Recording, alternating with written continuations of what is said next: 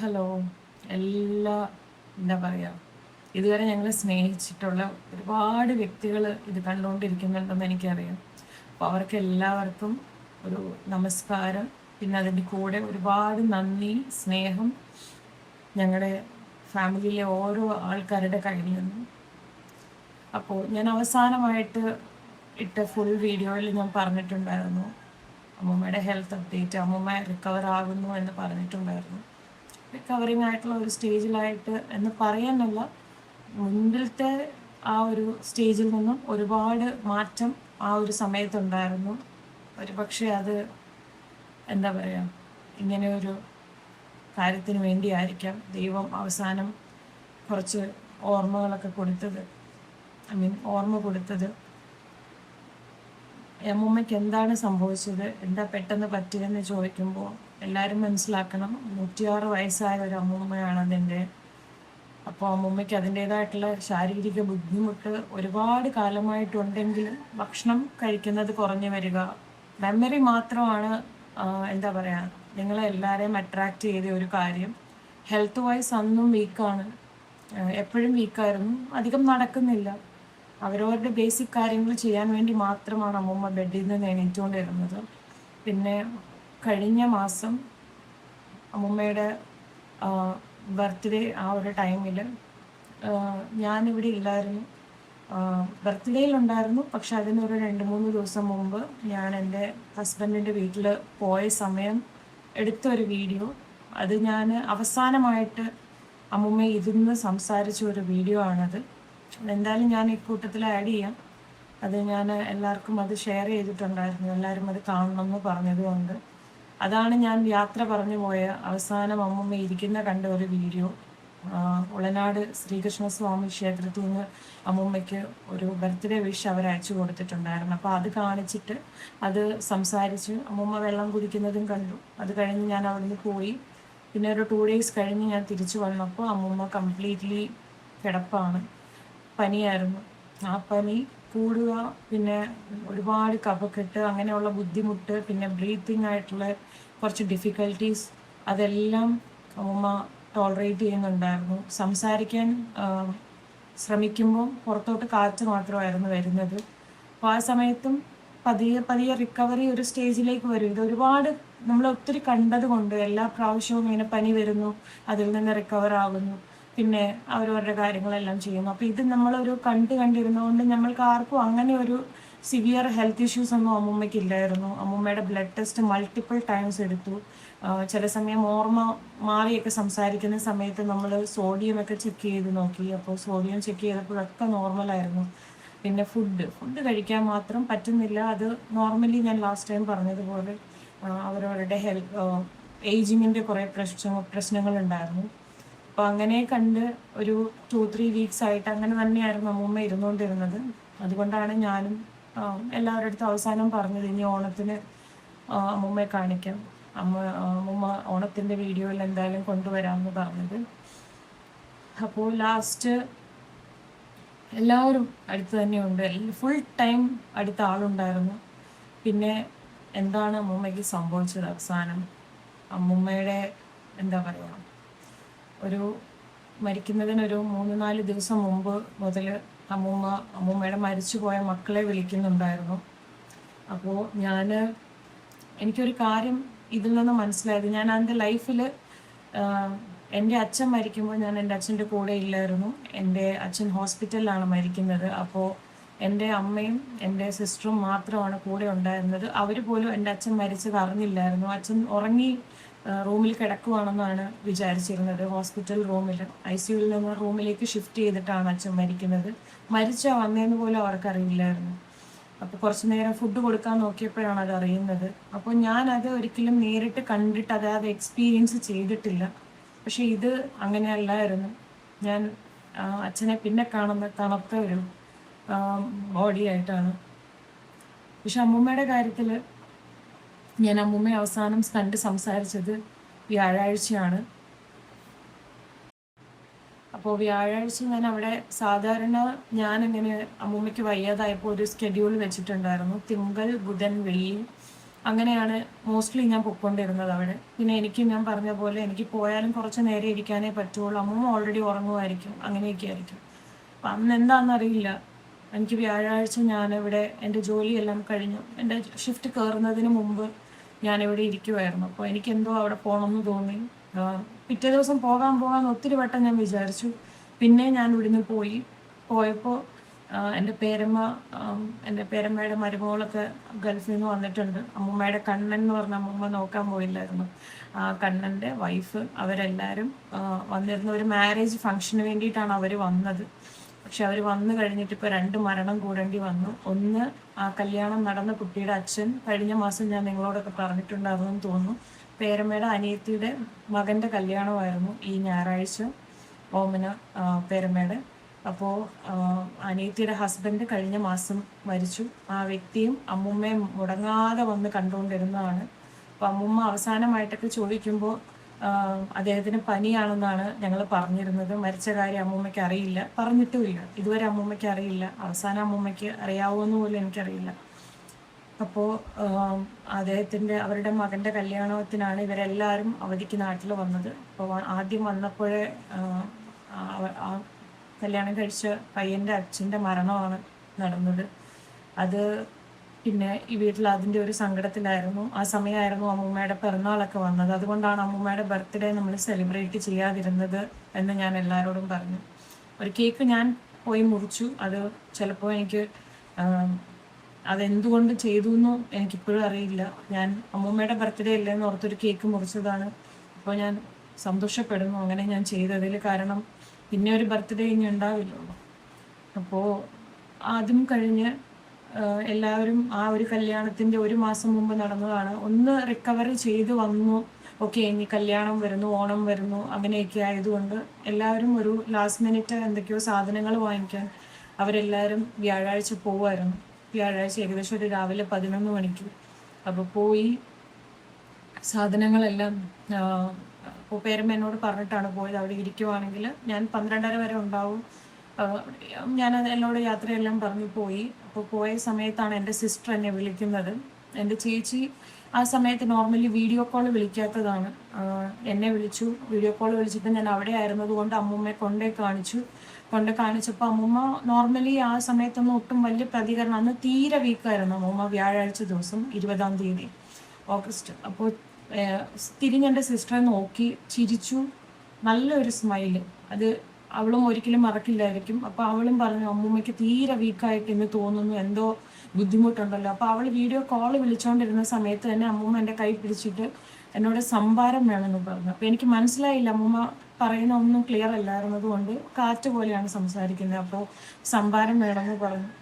അപ്പോൾ അവൾക്ക് കോളിലായിരുന്നുകൊണ്ട് അവൾക്ക് പെട്ടെന്ന് മനസ്സിലായി. അവൾ പറഞ്ഞു, അമ്മൂമ്മ എന്തോ ചോദിക്കുന്നുണ്ടോ, നീ കൊടുക്കുന്നു പറഞ്ഞു. അപ്പം ഞാൻ അകത്ത് പോയി. അമ്മൂമ്മയെ നോക്കുന്ന ഇന്ദിരാമ്മ അവിടെ ഉണ്ടായിരുന്നു. അപ്പോൾ അവിടെ പോയി സംഭാരം ഉണ്ടോ എന്ന് ചോദിച്ചു. നമ്മൾ സംഭാരം ഉണ്ടാക്കി. അമ്മൂമ്മ എന്തിന് സംഭാരം ആ സമയത്ത് ചോദിച്ചു എന്നറിയില്ല. അമ്മൂമ്മ പുളിയുള്ളതൊന്നും അങ്ങനെ നോർമലി കുടിക്കാറില്ല, മധുരമുള്ള വെള്ളമാണ് അമ്മൂമ്മയ്ക്ക് ഇഷ്ടം. അപ്പോൾ സംഭാരം എന്നോട് പറഞ്ഞു ഉണ്ടാക്കിക്കൊണ്ട് വരാൻ പറഞ്ഞു. സംഭാരം വേണമെന്ന് അത്രയും 3-4 വട്ടം എന്നോട് പറഞ്ഞു. സോ ഞാൻ അവിടെ പോയി സംഭാരത്തിൽ എല്ലാം ഇട്ട് തിരിച്ചു കൊണ്ടുവന്നു. അപ്പോൾ ഒരു 2 വാ കുടിച്ചതിന് ശേഷം എന്നോട് പറഞ്ഞു, ഇതിൽ ഉപ്പാണ് എന്ന് പറഞ്ഞു. അപ്പോൾ ഞാൻ വീണ്ടും പോയി കുറച്ചും കൂടി വെള്ളം ആഡ് ചെയ്ത് കൊണ്ടുവന്ന് ഒരു 4-5 വാ കുടിച്ചപ്പം എന്നോട് പറഞ്ഞു, മതി, ഇറക്കാൻ മേലാന്ന് പറഞ്ഞു. അപ്പോൾ എൻ്റെ ഒരു ഇതിൽ അവസാനം അതാണ് ഞാൻ അമ്മൂമ്മ എന്നോട് സംസാരിച്ച് കണ്ടത്. പിന്നെ എന്നെ ഇനി ഒരു കാര്യം കൂടി എന്താ പറയുക, വിഷമിപ്പിക്കുന്ന ഒരു കാര്യമാണത്. എല്ലാ ദിവസവും ഞാൻ പോകുന്ന ദിവസം നാളെ വരാം എന്ന് പറഞ്ഞിട്ട്, അപ്പോൾ ജോലി ചെയ്യുന്നതിന് മുമ്പായിട്ട് നാളെ വരാമെന്ന് പറയുമ്പോൾ അമ്മൂമ്മ തല കുലുക്കുള്ളൂ, നാളെ വരണമെന്ന് പറയും. അപ്പം ഞാൻ അന്ന് വ്യാഴാഴ്ച പോകുന്ന ദിവസവും പറഞ്ഞു, ഇനി നാളെ വരാം, ജോലിക്ക് കയറുന്നതിന് മുമ്പ് നാളെ വരാമെന്ന് പറഞ്ഞ് പോരുമ്പോൾ അമ്മൂമ്മ പറഞ്ഞത് രാവിലെയെന്ന്. അപ്പോൾ രാവിലെ എന്ന് പറയുമ്പോൾ ഞാൻ അതിരാവിലെ ഒന്നും അവിടെ പോകാറില്ല. ഒരു 12 മണി 11 മണി സമയത്താണ് പോകാറ്. അപ്പോൾ അമ്മൂമ്മ രാവിലെ എന്ന് പറഞ്ഞപ്പോൾ ഞാൻ പറഞ്ഞു, ശരി, ഞാൻ രാവിലെ വരാം, രാവിലെ കാണാമെന്ന് പറഞ്ഞിട്ട് തന്നെയാണ് ഞാൻ അവിടെ നിന്ന് തിരിച്ചു വന്നു. നമ്മുടെ ഡേ ആസ് യൂഷ്വൽ നോർമലായിട്ട് പോകുമായിരുന്നു. അപ്പോൾ ആ ഒരു സമയത്ത് നെക്സ്റ്റ് ഡേ മോർണിംഗ്, എന്താ പറയുക, വെള്ളിയാഴ്ച രാവിലെ ആ ഒരു നൈറ്റ് നടന്ന ഒരു സംഭവം കൂടെ ഉണ്ട്. ഞാൻ ഒരു ഏകദേശം ഒരു വെളുപ്പിൻ്റെ സമയം എന്ന് പറയാം, ഒരു 2 മണി 3 മണി ആയിരിക്കും, എനിക്ക് നല്ല ഓർമ്മയില്ല. നോർമൽ മോർണിംഗ് ടൈം ആണെന്ന് മാത്രം അറിയാം. എന്തായാലും 12 മണിക്ക് ശേഷമാണ് ഞാൻ എന്നും ഉറങ്ങാറ്. അപ്പോൾ വ്യാഴാഴ്ച ഉറങ്ങി. ഞാൻ പിന്നെ ഇടയ്ക്ക് കാണുന്ന ഒരു സ്വപ്നം എന്ന് പറയുന്നത് എൻ്റെ അച്ഛൻ മരിച്ചു പോയതാണ്. എൻ്റെ അച്ഛൻ എൻ്റെ വീടിൻ്റെ പുറകിൽ ഒരു ഷെഡുണ്ട്, ഞങ്ങൾ പഴയ സാധനങ്ങളൊക്കെ ഇടുന്നത്, അതിൻ്റെ അടുത്തായിട്ട് മാറി നിൽക്കുകയാണ്. അതിൻ്റെ പുറകിൽ സ്ഥലത്താണ് എല്ലാവരെയും ഇവിടെ അടക്കിയേക്കുന്നത്, എല്ലാവരെയും ക്രിമേറ്റ് ചെയ്യുന്ന ഒരു സ്ഥലം. അപ്പോൾ അതിൻ്റെ മുമ്പിൽ ഞങ്ങളുടെ വീടിൻ്റെ പുറകിലായിട്ട് തന്നെ എൻ്റെ അച്ഛന് എന്തോ മോഷൻ പോയി നിൽക്കുന്ന ഒരു എന്താ പറയുക അവസ്ഥയിലാണ് അച്ഛനെ ഞാൻ കണ്ടത്. അപ്പോൾ അച്ഛനോട് ഞാൻ സംസാരിക്കുന്നുണ്ട്, അച്ഛൻ ഇതുപോലെ പോയി വാഷ് ചെയ്യണം, അതിൻ്റെ മുണ്ടിലെല്ലാം എന്തോ ഇതായിട്ടുണ്ടെന്നൊക്കെ പറഞ്ഞു. അപ്പോൾ എൻ്റെ അച്ഛൻ എന്നോട് പറയുകയാണ്, അത് എനിക്ക് മാത്രമല്ല അമ്മയ്ക്കും പോയിട്ടുണ്ടെന്ന്. അതായത് അമ്മ എന്ന് ഉദ്ദേശിക്കുന്ന അച്ഛൻ്റെ അമ്മയാണ് അമ്മൂമ്മ എന്ന് എന്നോട് പറഞ്ഞത്. അപ്പം ഇത് ഒരു സംബന്ധവും ഇല്ലാതെ ഞാൻ ഒരിക്കലും ഇവരെ ഒന്നും എന്താ പറയുക ഇങ്ങനെയൊന്നും സ്വപ്നത്തിൽ കാണാറില്ല. എൻ്റെ അച്ഛൻ മരിച്ചു പോയിട്ടും 1-2 വട്ടം ഞാൻ അച്ഛനെ സ്വപ്നത്തിൽ കണ്ടിട്ടുണ്ടാവില്ല. ഈ ഒരു സിറ്റുവേഷനിൽ അമ്മൂമ്മയായിട്ട് ഞാൻ ഒരിക്കലും അച്ഛനെ സ്വപ്നത്തിൽ കണ്ടിട്ടില്ല. അപ്പോൾ അത് എനിക്ക് എന്താ പറയുക ഒരു സംബന്ധമില്ലാത്തൊരു സ്വപ്നം. നോർമലി ഞാൻ പിന്നെയും എണീറ്റിട്ട് ഞാൻ കിടന്നുറങ്ങി. പിന്നെ എനിക്ക് കോള് വരുന്ന സമയത്താണ് ഞാൻ എണീക്കുന്നത്. ഏകദേശം ഒരു സമയം ഓർമ്മയില്ല, 7:30-7:45 ആ സമയത്താണ് കോള് വന്നത്. അപ്പുറത്തുനിന്ന് കോള് വന്നു, എൻ്റെ കണ്ണൻ ചേട്ടനാണ് ഫോൺ ചെയ്യുന്നത്. ഞാൻ എണീറ്റ് കേൾക്കുന്നത് അമ്മൂമ്മ പോയി എന്നാണ്. അപ്പോൾ ഞാൻ ഒന്നും റെസ്പോണ്ട് ചെയ്തില്ല, ഞാൻ കട്ട് ചെയ്തു. ഞാൻ ഇവിടുന്ന് എണീറ്റ രീതിയിൽ അങ്ങോട്ട് ഓടുകയാണ് ചെയ്തത്. അപ്പോൾ അമ്മൂമ്മ വിളിച്ചിട്ട് എണീക്കുന്നില്ല, അവിടെ കരയുന്നതൊക്കെ ഞാൻ കേട്ടു ബാക്കിൽ. അപ്പോൾ ഞാൻ ഓടി ഇവിടുന്ന് അപ്പുറത്ത് ചെന്നു മുറിയിൽ. എന്നും ഞാൻ പോകുമ്പോൾ തല ഇങ്ങനെ പൊക്കി നോക്കുന്ന ആളാണ്.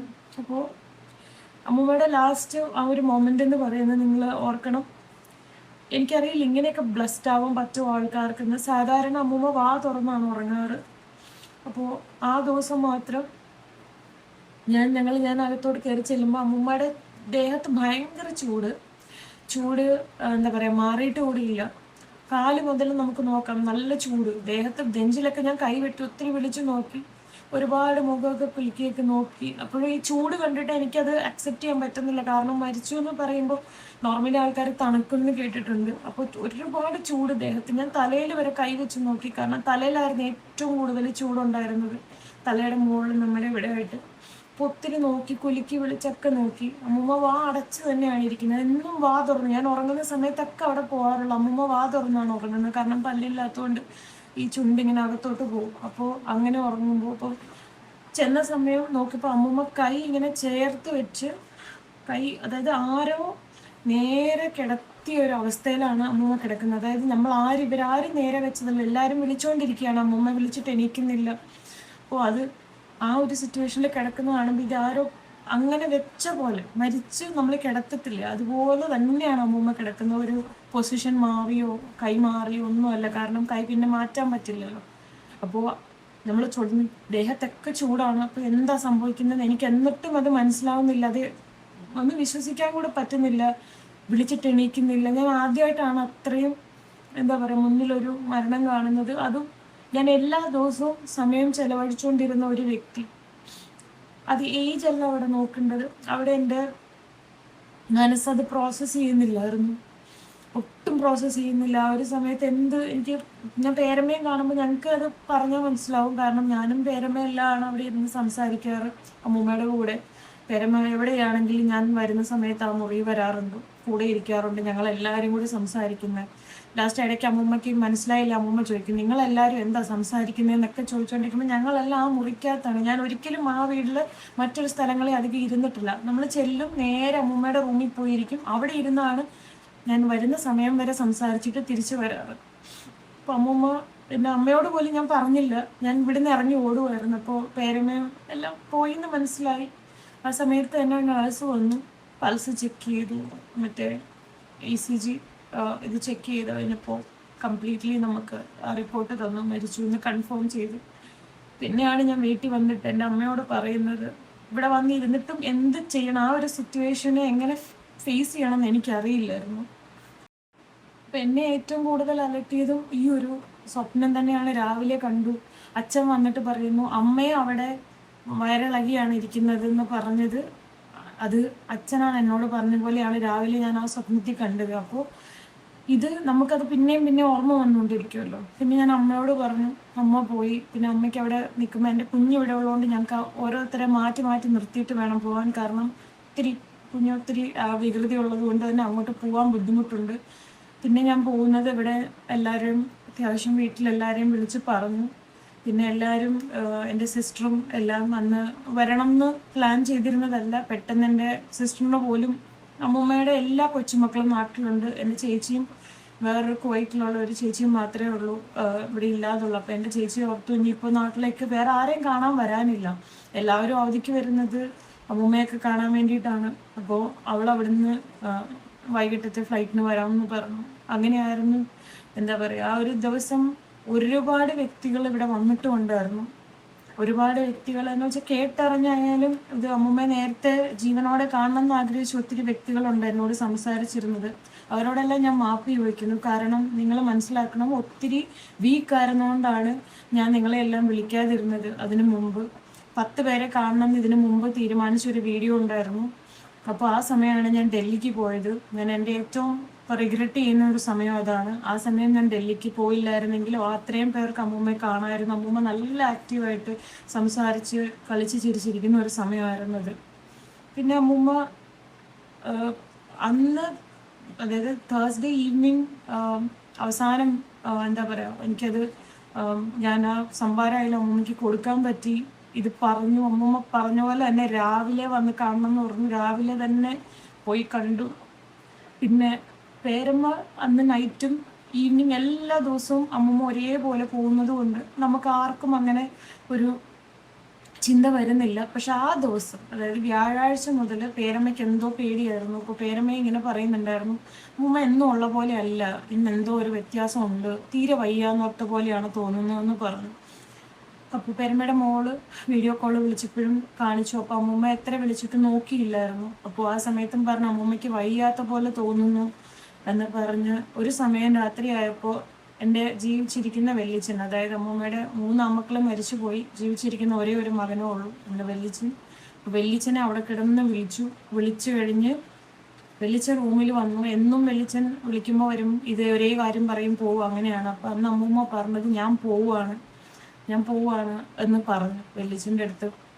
വെല്ലിച്ചൻ എവിടെ പോകാൻ, എങ്ങും പോകണ്ട, എവിടെ തന്നെ ഇരിക്കുക, എവിടെ പോകാൻ ഈ രാത്രിയിൽ എന്നൊക്കെ ചോദിച്ചാൽ എന്നും പറയുന്ന പോലെ തന്നെ പറഞ്ഞു പോയി. അപ്പോൾ അന്ന് അമ്മൂമ്മ പറഞ്ഞത് ഞാൻ പോവാണ്. പിന്നെ പേരമ്മയോട് പറഞ്ഞു, നമ്മുടെ ഗേറ്റിന്റെ പുറത്ത് ഒരുപാട് പേര് വന്ന് നിൽപ്പുണ്ട്, ഒന്ന് പോയി നോക്ക്, ആരൊക്കെയാ വന്നേക്കുന്നതെന്ന് നോക്കെന്ന് പറഞ്ഞു. ഇതൊക്കെ അമ്മൂമ്മ അവിടെ കിടക്കുമ്പോൾ എനിക്ക് തോന്നുന്നത് ഈ അവസാന നിമിഷം ഒരുപാട് മരിച്ചുപോയ വ്യക്തികളെല്ലാം കാണാൻ പറ്റും. അവര് നമ്മളെ കാണുന്നുണ്ട്, ആ കൂട്ടത്തിൽ എന്തൊക്കെയോ കാണുന്നുണ്ടെന്ന്. ഇതെല്ലാം ഞാനിപ്പം ഈ ഒരു 3-4 ദിവസത്തിൽ എന്താ പറയുക, അത് ചിന്തിച്ച് അനുഭവിച്ച് കണ്ട ഒരു കാര്യമാണ്. പിന്നെ അമ്മൂമ്മയുടെ ഇവിടെ അമ്പലത്തിൽ ഉത്സവം നടക്കുന്നത് കൊണ്ട് തന്നെ അന്ന് ഞങ്ങൾക്ക് അടക്കാൻ ഒത്തിരി സമയം വൈകി മാത്രമേ അത് ചെയ്യാൻ പറ്റുള്ളൂ. ഒരു സമയം കഴിഞ്ഞാൽ നമുക്ക് അടക്കാനും പറ്റില്ല. അപ്പോൾ എൻ്റെ സിസ്റ്ററും അന്ന് നൈറ്റ് വരുന്നുണ്ട്. അപ്പോൾ അവരെല്ലാവരും യാത്ര ചെയ്ത് തൃശ്ശൂരൊക്കെ ഉള്ളവർ, എൻ്റെ റിലേറ്റീവ്സ്, കൊച്ചുമക്കളൊക്കെ വരുന്നുണ്ടായിരുന്നു. അപ്പോൾ അവരെ എല്ലാം കൂടെ കൺസിഡർ ചെയ്ത് നെക്സ്റ്റ് ഡേ ഇവിടെ അമ്പലത്തിൽ ഉത്സവ ബലിയായിരുന്നു. അയ്മനം നരസിംഹസ്വാമി ക്ഷേത്രത്തിൽ ശനിയാഴ്ച. അന്ന് ഉത്സവ ബലിക്ക് ശേഷമാണ് ഇവിടെ അടക്കം വെച്ചത്. 2 മണിക്ക് ആയിരുന്നു അമ്മൂമ്മയുടെ എന്താ പറയുക അടക്കം. അപ്പോൾ ഇതൊക്കെ അതെല്ലാം കഴിയുന്നിടം വരെ എല്ലാവരും കൂടെ ഉണ്ടായിരുന്നത് കൊണ്ട് എൻ്റെ അച്ഛൻ മരിച്ചപ്പോഴാണ് ഞാൻ ജീവിതത്തിൽ ഏറ്റവും കൂടുതൽ എനിക്ക് തോന്നുന്നു അന്നത്തെ ദിവസം കരഞ്ഞിട്ടുള്ളത്. അത് കഴിഞ്ഞിട്ട് പിന്നെ അമ്മൂമ്മയുടെ എനിക്കിത് കാണുമ്പോൾ അതേ ഒരു ഇതിൽ കൂടെ ഞങ്ങളിപ്പോൾ 3 വർഷമായിട്ട്, ആദ്യം എൻ്റെ അച്ഛൻ 24 മരിച്ചു, 25 അമ്മൂമ്മയുടെ 2ാമത്തെ മകൻ മരിച്ചു, 26 അമ്മൂമ്മ മരിച്ചു. ഇങ്ങനെ ഒരു സിറ്റുവേഷൻ ഞങ്ങളെ ഉടനെ ഒന്നും ഇനി കടത്തി വിടരുതെന്ന് മാത്രമാണ് ഞാൻ ആഗ്രഹിക്കുന്നത്. കാരണം നമുക്കൊക്കെ ഒരു ടോളറേറ്റ് ചെയ്യുന്നതിനൊരു ലെവലുണ്ട് എല്ലാ കാര്യങ്ങളും.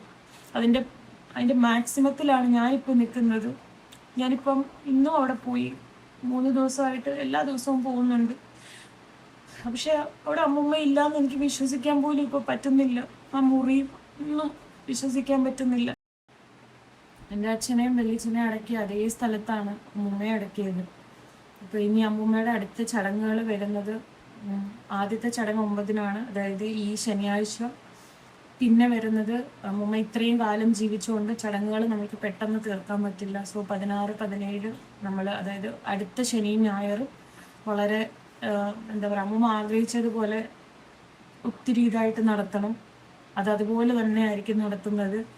പിന്നെ ഈ ശനിയാഴ്ച എനിക്ക് അമ്മൂമ്മയ്ക്ക് വേണ്ടി ചെയ്യാൻ പറ്റുന്നത്, ഞാൻ പറഞ്ഞു, അമ്മൂമ്മ എന്നോട് ബർത്ത്ഡേ സമയത്ത് നിങ്ങൾക്ക് ഓർമ്മയുണ്ടോയെന്ന് അറിയില്ല, കുറച്ച് പേർക്ക് ഭക്ഷണം കൊടുക്കണം അമ്മൂമ്മയുടെ പിറന്നാളിൻ്റെ ദിവസം എന്ന് പറഞ്ഞു. അന്നവിടെ ഒരു മരണം, അന്നത്തെ ആ സിറ്റുവേഷനും പിന്നെ അമ്മൂമ്മയ്ക്ക് വയ്യാത്ത കിടക്കുന്നത് കൊണ്ട് അതൊന്നും ചെയ്യാൻ പറ്റിയില്ല. അപ്പോൾ ഈ ഒരു ശനിയാഴ്ച ഞാൻ വിചാരിച്ചു അതിൻ്റെ ഫുൾ കാര്യങ്ങളെല്ലാം എനിക്ക് ചെയ്യണമെന്ന് എനിക്ക് തോന്നി. എനിക്കിതിൽ കൂടുതൽ ഒന്നും ചെയ്യാൻ പറ്റില്ല. അപ്പോൾ അത് ഞാൻ പേരമ്മയോടും വലിയച്ഛനോടും പറഞ്ഞിട്ടുണ്ട്. അന്ന് നടക്കുന്ന എല്ലാ കാര്യങ്ങളും ഞാൻ നോക്കണമെന്ന് എനിക്ക് ആഗ്രഹിക്കുന്നുണ്ടെന്ന്. അപ്പോൾ എല്ലാ അമ്മൂമ്മയെ അന്ന് വന്ന് കണ്ട വ്യക്തികളും എല്ലാ എന്നെ തിരക്കിയ വ്യക്തികളും ഈ ശനിയാഴ്ച അമ്മൂമ്മയുടെ ഈ ഒരു ചടങ്ങിന് വരണമെന്ന് ഞാൻ ആഗ്രഹിക്കുന്നുണ്ട്. നിങ്ങൾക്ക് പറ്റുമെങ്കിൽ വന്ന് കൂടണം. അന്നാണ് സഞ്ചയനം. പിന്നെ ഇനി മുന്നോട്ടുള്ള ജീവിതം എന്ന് പറഞ്ഞാൽ അമ്മൂമ്മയാണ് അമ്മൂമ്മ ചിലപ്പോൾ ഇതൊക്കെ പറഞ്ഞിട്ട് പോയതായിരിക്കും ടോളറേറ്റ് ചെയ്യാൻ വേണ്ടി. മറവി, അത് മറന്നേ പറ്റൂ. മുന്നോട്ട് ജീവിക്കണം. എന്താ പറയുക, നമ്മളെ ഡിപ്പെൻഡ് ചെയ്യുന്ന മറ്റ് ആൾക്കാരുണ്ട്. ഇപ്പം ഇവിടെ എൻ്റെ അമ്മ മാത്രമേ ഉള്ളൂ, അവിടെ വലിയച്ഛനും പേരമ്മയുണ്ട്. അപ്പോൾ ഇനിയിപ്പോൾ ഇവിടുന്ന് ഞാൻ പോയാലും വന്നാലും ഒക്കെ എനിക്ക് കാണാനുള്ള വ്യക്തികളെല്ലാവരും ഇവിടെ തന്നെ ഉണ്ട്. പിന്നെ എത്രയും ഏജിൽ വരെ അമ്മൂമ്മ ഏറ്റവും ഗ്രേസ്ഫുള്ളായിട്ട് ജീവിച്ചു, ഏറ്റവും സന്തോഷത്തോടെ. അമ്മൂമ്മയ്ക്ക് പുത്രദുഃഖമുണ്ട്, അമ്മൂമ്മയുടെ മക്കൾ മരിച്ചത്. പക്ഷെ അതെല്ലാം താണ്ടാൻ ഞങ്ങളെല്ലാവരും ഒരു ഫാക്ടറായി. ഞാൻ ഇവിടെ അല്ല പഠിച്ചത്. അപ്പോൾ ഞാൻ തിരിച്ചു വന്നു.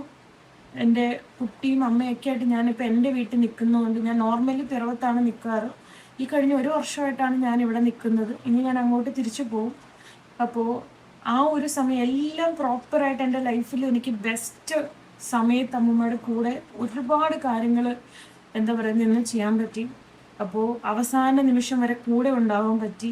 ഇതെല്ലാം ചിലപ്പം ദൈവം എനിക്ക് തന്ന ഏറ്റവും വലിയൊരു അനുഗ്രഹമായിരിക്കും. ഏറ്റവും അമ്മൂമ്മേനെ ഒരു എന്താ പറയുക, നിങ്ങൾക്ക് എല്ലാവർക്കും, ഞാനത് കഴിഞ്ഞിട്ട് അന്ന് നൈറ്റ് സോഷ്യൽ മീഡിയ എല്ലാം നോക്കിയപ്പോൾ എന്നെ അതാണ് കൂടുതൽ ഹേർട്ട് ചെയ്തുകൊണ്ടിരുന്നത്. എവിടെ തിരിഞ്ഞാലും ഒത്തിരി വിഷമിച്ച് എനിക്ക് മെസ്സേജ് അയച്ച് കരഞ്ഞുകൊണ്ട് മെസ്സേജ് അയച്ച ആൾക്കാരൊക്കെ ഉണ്ട്. ഞാൻ അതെല്ലാം കണ്ടു. എനിക്ക് മറുപടി തരാൻ പറ്റാഞ്ഞിട്ടാണ്. അപ്പോൾ ഞാൻ അന്നത്തെ എവിടെ നോക്കിയാലും ഞാൻ എൻ്റെ മൈൻഡ് മാറ്റാൻ വേണ്ടിയാണ് ആ ഒരു ശനിയാഴ്ച ഈ നൈറ്റ് ഞങ്ങൾ ആരും ഉറങ്ങിയില്ല. അപ്പം ഞാൻ സോഷ്യൽ മീഡിയ എല്ലാം നോക്കിക്കൊണ്ട് എന്നിട്ട് എവിടെ തിരിഞ്ഞാലും അമ്മൂമ്മയുടെ ഫോട്ടോസും വീഡിയോസും മാത്രമാണ് ഞാൻ കണ്ടത്. അപ്പോൾ ഇത്ര ഒരു ഇമ്പാക്റ്റിൽ എൻ്റെ അമ്മൂമ്മ ഈ ഒരു നാട്ടിൽ ജീവിച്ച് എങ്ങനെയോ മരിക്കേണ്ട ഒരു വ്യക്തി, അതായത് ആരും അറിയപ്പെടാതെ എല്ലാ അമ്മൂമ്മമാരും മരിച്ചു പോകുന്നത് പോലെ സാധാരണ ഒരു മരണം കിട്ടേണ്ട ഒരു വ്യക്തി വളരെ അധികം ഒരു ഇമ്പാക്റ്റ് ഈ സൊസൈറ്റിയിൽ ഉണ്ടാക്കി. അവസാന നിമിഷം അമ്മൂമ്മ പറഞ്ഞ ഒരുപാട് കാര്യങ്ങൾ, ഇതെല്ലാം ചിലപ്പം ഒരു നിമിത്തം പോലെയാണ് എനിക്ക് തോന്നുന്നത്. അതെല്ലാം ക്യാപ്ചർ ചെയ്യാൻ എനിക്ക് പറ്റി. അപ്പോൾ അതെല്ലാം പറഞ്ഞ അമ്മൂമ്മ പോയി. ചിലപ്പോൾ അതൊക്കെ നമ്മൾ ഫോളോ ചെയ്യാൻ വേണ്ടിയിട്ട് ദൈവമായിട്ട് ചിലപ്പം എന്തെങ്കിലും ഒരു വഴിയായിരിക്കും നമ്മൾക്ക് എല്ലാവർക്കും എന്താ പറയുക അമ്മൂമ്മയ്ക്കൂടെ തന്നത്. അപ്പോൾ അമ്മൂമ്മ പറഞ്ഞതുപോലെ മറവി അനുഗ്രഹമായി തീരുന്ന ഒരു സമയമായിട്ട് ഇരിക്കട്ടെ എന്ന് ഞാനും വിശ്വസിക്കുന്നു. പ്രിയപ്പെട്ട ഒരുപാട് പേര് മരിച്ചുപോയി. അതെല്ലാം ഓർത്തിരുന്നാൽ ജീവിക്കാൻ പറ്റില്ല എന്ന് അമ്മൂമ്മ പറഞ്ഞു. അത് പറഞ്ഞ ആളും പോയി. അപ്പം അത് സഹിക്കാൻ എനിക്ക് ഒത്തിരി സമയം വേണ്ടി വരുമായിരിക്കും. ഞാനിത് കഴിഞ്ഞൊരു യാത്ര പോകുന്നുണ്ട്. അത് ഞാൻ പിന്നെ എന്തെങ്കിലും പറ്റുമെങ്കിൽ ഞാൻ പറയാം. അപ്പോൾ ഉടനെ അല്ല, അടുത്ത മാസം എൻ്റെ മോൻ്റെ ബർത്ത്ഡേ ആണ്. അപ്പം അതൊന്നും അല്ല ഇപ്പം എൻ്റെ മുന്നിൽ. ഞാനൊരു യാത്ര പ്ലാൻ ചെയ്തിട്ടുണ്ടായിരുന്നു. അപ്പോൾ അത് ഞാൻ എന്തായാലും പോകും. ഇനി ഞാൻ ചിലപ്പോൾ അപ്പോഴായിരിക്കും നിങ്ങളെയൊക്കെ കാണുന്നത്. അതെന്തിനു പോകുന്നു, ഞാൻ എവിടെ പോകുന്നു, അത് ഒത്തിരി ആഗ്രഹിച്ച ഒരിതാണ്. ഞാൻ എവിടെ പോകുന്നു എന്ന് ഞാൻ ഒരിക്കൽ അമ്മൂമ്മയോട് പറഞ്ഞിട്ടുമുണ്ട്. അതെന്തായാലും ഞാൻ പോകും. ഞാൻ നിങ്ങളോട് എന്താ പറയുക, എല്ലാവരോടും എൻ്റെ മനസ്സിൽ നിന്ന് ഒരുപാട് സ്നേഹം. കൂടെ നിന്നതിനും സ്നേഹിച്ചതിനും ഒരുപാട് നന്ദി. അമ്മൂമ്മേ, ഉളനാട് അമ്പലം ഇല്ലേ, ഉളനാട്ടിലെ അമ്പലത്തിൽ നിന്ന് അമ്മൂമ്മയ്ക്ക് പിറന്നാൾ ആശംസകളൊക്കെ പറഞ്ഞിട്ടുണ്ട് കേട്ടോ. വഴിപാടും കഴിപ്പിച്ചിട്ടുണ്ടേ. തണുപ്പില്ല. ഫാൻ ഇട്ടിട്ടില്ല അമ്മൂമ്മേ. കഞ്ഞിവെള്ളം ഫുള്ള് കുടിക്ക്.